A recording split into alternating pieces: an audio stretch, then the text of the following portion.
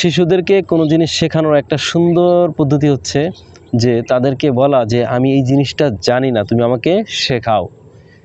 ধরুন আপনি একটা পড়া তাকে শিখালেন, এরপর বললেন যে এটা আমি ভুলে গেছি, তুমি এটা আমাকে শেখাও। এরপর তাকে আরেকজনকে বলা যে তাকে তুমি শেখাও, অমুককে শেখাও, এবং তাকে বলবেন যে এটা আমি পারি না, তুমি আমাকে শেখাও। তো সে শেখাবে।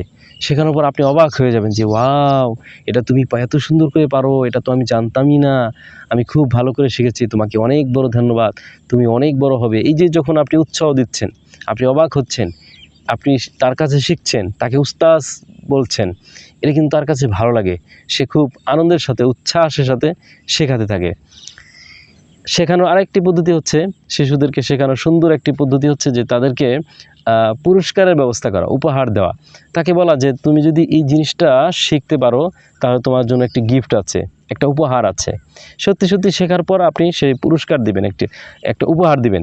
এবং তাকে বলে দেওয়া যে এই হাদিসটি যদি তুমি শোনাতে পারো, এই আরবি 11টা যদি তুমি শিখতে পারো, এরপর এই আরবি তাবিরটা যদি তুমি মুখস্থ করতে পারো, তুমি যদি এই সূরা পুরোটি আমাকে শোনাতে পারো, তাহলে তোমাকে একটা সুন্দর বড় একটা গিফট আছে, পুরস্কার আছে।